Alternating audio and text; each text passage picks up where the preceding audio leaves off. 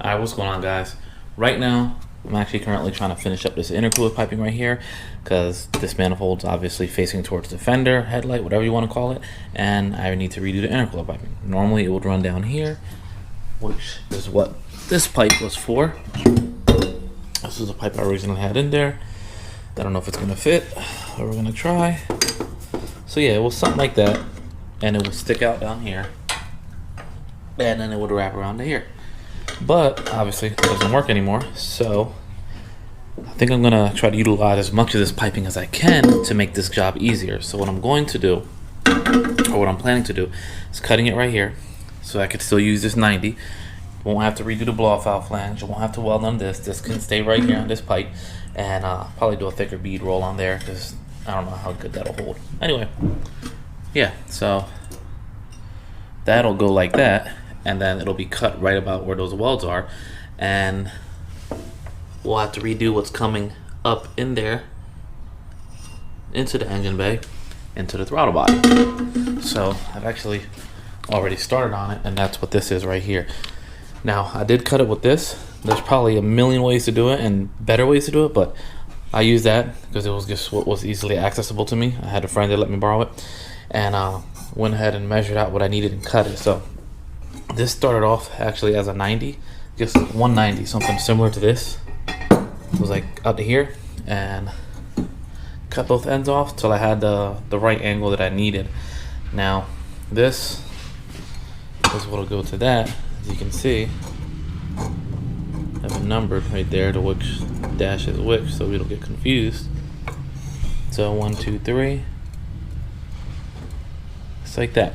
So this is already fitted up and already lines up perfect to the throttle body, goes through that hole, and then I'll have to cut it probably right here.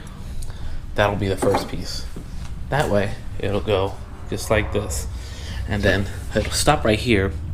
I'll attach a coupler there, and then on the other side of the coupler will be a 90, bringing it this way, and that will merge down from the 3.5 piping that I'm using up top to this 3-inch piping, which will go perfectly on this 3-inch outlet intercooler. I think it'll work out pretty good. I'm gonna go ahead and get that cut, and then, like I said, test fit it with tape and mark it up real good, number it, and then I don't know if I'm gonna tack it yet or if I'm just gonna have the whole thing just welded. Pretty confident in the first half that we won't need to tack it. It's probably stupid to just go all the way through with it, but I'm pretty confident it's going to fit perfect because every time I mounted it, just by going off the numbers, it's looked great.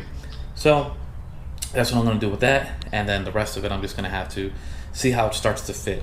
Now the bottom half is easier because it doesn't have to go through a tight hole or a tight space, and it's just couplers mounting up the bottom, and I have little wiggle room down there. Up top from the throttle body to behind the headlight, it's super tight and it's too hard bend. So that was a real pain to get that to fit, and in those situations is when a lot of people start using pie cuts.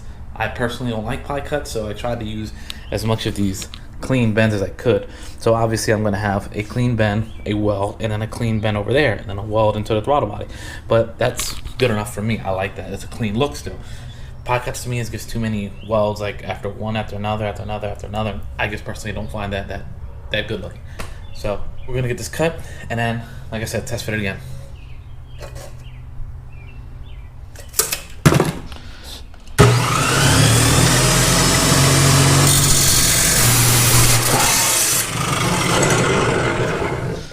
And this is just a small little Dremel bit. It actually feels kind of worn out, so I don't know how good it's gonna do now, but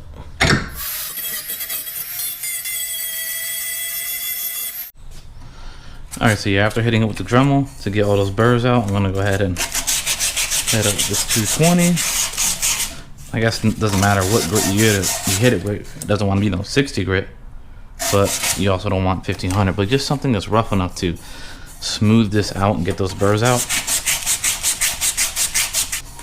So yeah, that feels nice and smooth. Do the same thing with the outside. So now we have everything taped up, the flange and the pipe that we're working with. So I'm gonna stick this on there.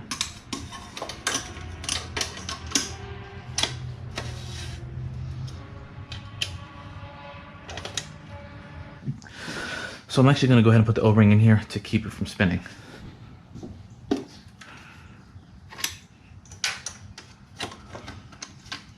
Now the only thing that sucks about this is how much of a pain it is to actually get back in there with this O-ring on.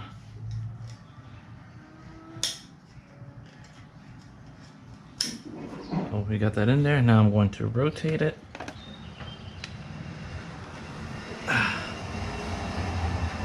So there we go. Now stick this on there. And there you have it. That's how it'll sit. And you can see we have the clearance all the way around. Maybe give it a little bit more of a turn. There we go. So yeah, we'll probably have to cut just a little bit more out of it to keep it from interfering with this area of the car and keep it coming this way. And we actually have to curve that a lot sooner. We want to keep it as tight and clean as possible. So I'm going to pull this back out, and that's what I'm saying. This is very time consuming because yeah, it's all fitted, but now I got to pull it back out so I can make sure I can get this bend started as soon as possible. As you can see, the pipe came out at an angle like this. Now I have it coming pretty much straight down, so it shouldn't interfere with anything right here. Now I can get the other pipe, the other 90, to just come across. All right, so now we have this right here, and it will go like this. We'll either get a bead rolled or we'll have a weld running around the whole edge of it to help that clamp down better. But yeah, so it'll go like that, and it'll go directly right there. We do have the reducer. It'll go something like this. All right, cool. So it'll be something like this. And then we'll run that 90. I'm gonna go ahead and get this thing welded up now and see how it fits. And then we'll worry about this 90. I wanna get this out the way and make sure that's all welded up so you know we're good to go on at least that much. So let's go ahead and get this stuff packed up. All right, so finally got this intercooler piping welded up. Not right here, because like a dummy, I forgot this part at home, but we went ahead and welded this up. So it's complete, and down here, as you can see, I got this welded. Now this will run just like that, straight to there. So right now, I'm working on this. As I said earlier, I'm gonna run this one right here. Problem with this isn't a complete 90. If you look, it kind of goes out to the side, almost like a 75. So what I have to do now is I actually cut it. If you look, this is the one I cut off of it. It was actually even further off than it is now. So if you look at it now, it was cut angled, like the left side is shorter. Now it's almost even, it's almost straight across. But that's still not enough. That's about 5 degrees difference. So I'm gonna cut this one. If you see right here, it's about 5 degrees. I'm gonna cut this one 5 degrees off as well, and then cut it back here straight. That way, this 5 degrees plus this 5 degrees gives me 10 degrees of difference after this bend. So this bend stops, and then I got a straight 10-degree bend right there that'll go straight, and it should line up straight with the bottom of this, and then I'll have my 90 going straight up. And then I'll also be able to stick this intake air temp sensor in there to fill up that space. Since I do need to run that, and I don't feel like buying another bung and then welding another bung, kind of want to have all this done tomorrow. All right, so finally got something that'll work, and finally got this one bead rolled. So I'm gonna go ahead and stick this one in here since this one doesn't need any welding. There. And this is a side that we were having trouble with, but it's all good now. Yeah, it's only taped up, but look at that. The coupler will fill up that space, so that gap is perfectly fine. The blow-off valve clears, intake air temp sensor tucked nice and into the side. Since I marked it in multiple places and the pipe just meets end to end, it will be fine for me to just go ahead and have it welded. So we're gonna go ahead and weld it all the way up, and then the car will be good to go. All right, so we got everything welded up. It's all looking good. Got our flange for our vibrant clamp. Everything welded down to the bead rolled end. It's gonna come down to behind the bumper, which will then come to here, bead rolled, and to the intercooler. And also picked up some sandpaper so I can go ahead and polish this stuff up pretty good.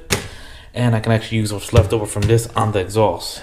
And actually got this in. Pretty sure I know what it is.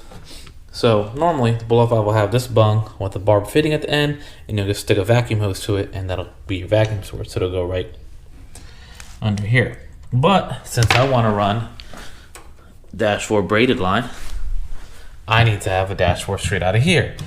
So I went ahead and actually ordered a fitting. Let's see if this is it.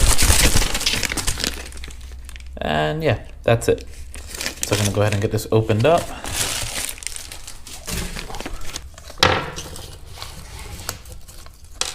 And pull this off. Make sure that thread's in there just fine. This is the M10 by 1.0. Made a mistake of ordering this 1/8 MPT to -4AN, and that didn't really work.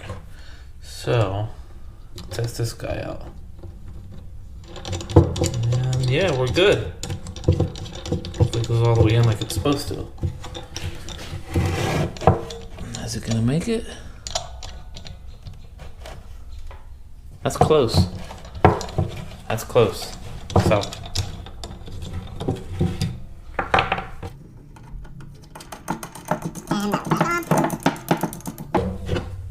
yes, definitely good. Now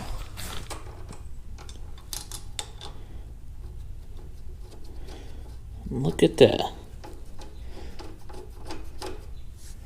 Just like that. Nice and clean. No rubber hoses.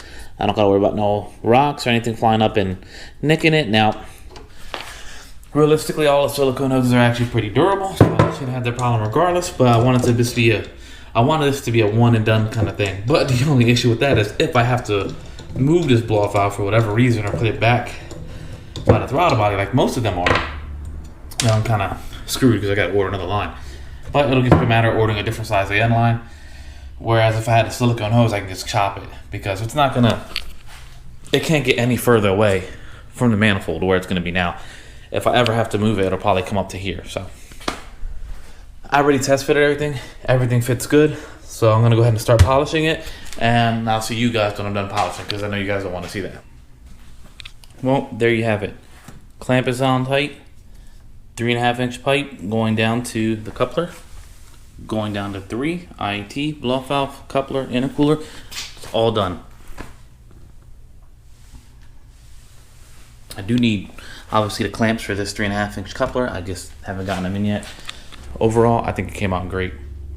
It polished up decent. There were some areas like right here. I don't know if the camera will pick it up, but right there, it's an imperfection in the pipe itself. And down here, this section doesn't look too hot, doesn't look as good as this, but this is also going to be hidden behind the bumper. I mainly just wanted to get the big imperfections out. That will blend in fine. The vent curves around it, so you'll never even see the blow valve. But with that being said, I'm going to wrap up this video here. Please like, comment, subscribe, and as always, I appreciate you guys checking out the channel. Take care.